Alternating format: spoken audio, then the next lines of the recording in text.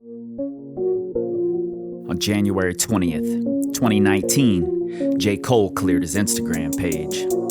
The next day, he made 4 cryptic posts, each a simple graphic with a message.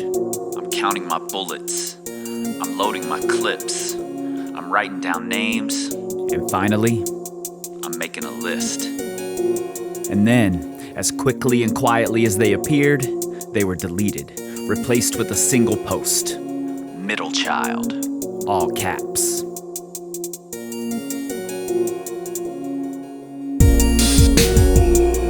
I'm Chris Hampton, and this is how J. Cole taught me mentorship.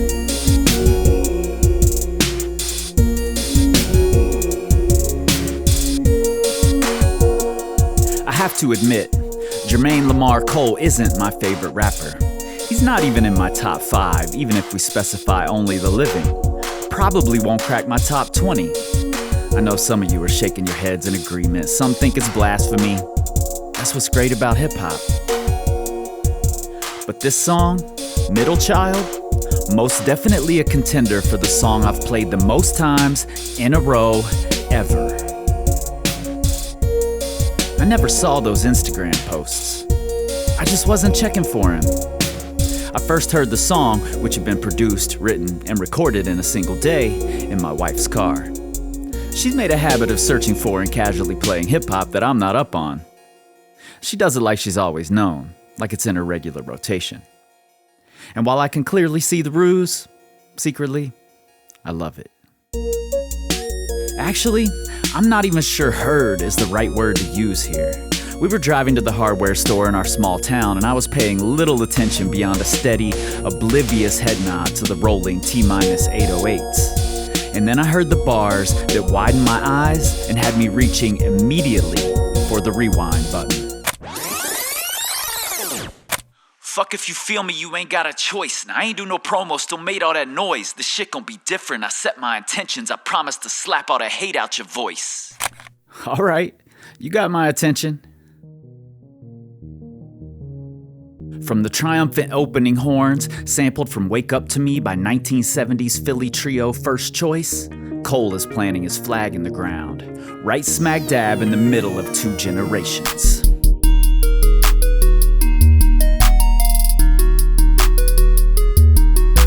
Any of us who grow old enough to see times change spend the majority of our coherent lives in this same middle ground, whether or not we acknowledge it. The problem comes when, as if we actually have a say in the matter, we try to stop time from moving forward. We still cue up the same R&B songs that played at senior prom, like that's my jam. Look for nostalgic playlists every time we open Spotify, and trash new rappers as if Nas was onto something in 2006 when he proclaimed that hip-hop is dead. Spoiler alert, Nas was wrong. Cole is an old soul, opting for lyricism, message, and 92 BPMs over pop charts. But he's not afraid to openly embrace the growth, the changing of hip-hop. He sees what it provides for the kids who spread their music on SoundCloud instead of pressing CDs at disc makers and handing them out in smoky clubs. The haze doesn't block his view, but still, in his backpack, he carries a necessary warning. Everything grows, it's destined to change. I love you, Lil. I'm glad that you came. I hope that you scrape every dollar you can. I hope you know money won't erase the pain. Big bro. He relishes the role, but knows it comes with great responsibility. And the lines that snap me out of my mindless head nod, he's talking to the OGs. At first, it sounds as if he's taking on the ever-present and cliche role of the reverent mentee, honoring those who came before.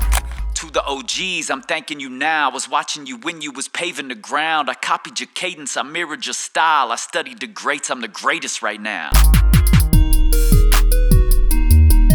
I studied the greats, I'm the greatest right now. I fucking love this sentiment. Cole isn't here to gain the praise of the pioneers. He's paying respect while also demanding it. And sometimes, especially in hip-hop, true respect has to take the form of making a promise to slap all the hate out your voice. Little bro. He relishes the role, but knows it comes with great responsibility.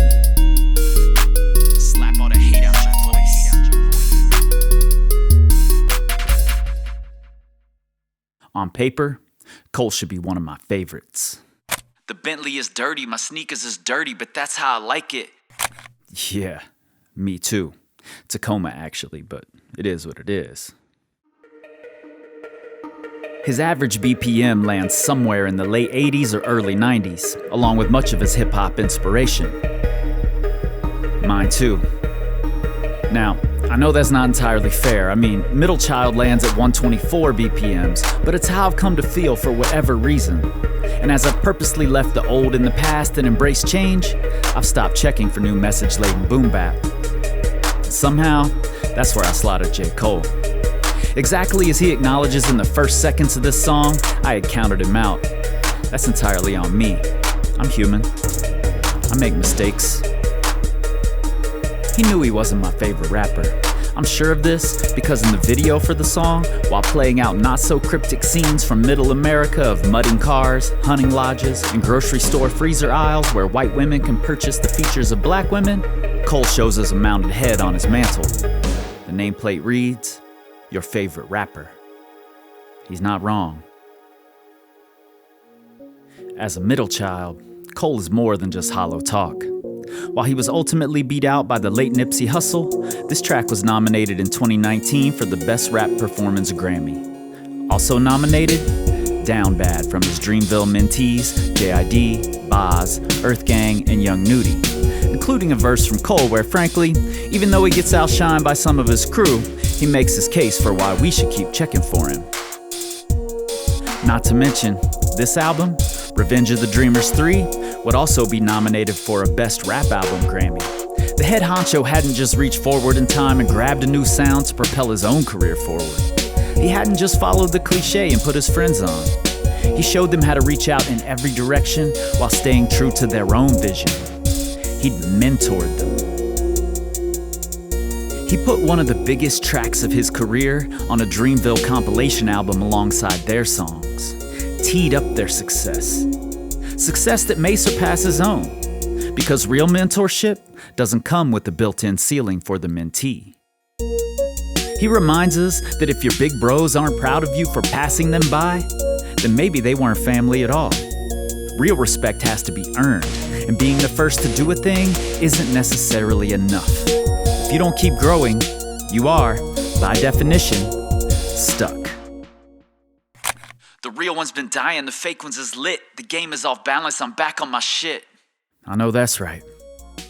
While Middle Child, now 5 times platinum, would go on to win a BET award and end up being Cole's highest charting single, the real win was ours. Watching Cole embody in real time what he claimed to be in his music. Big bro and little bro, all at once, equally effective, and walking that line as well as it's ever been done.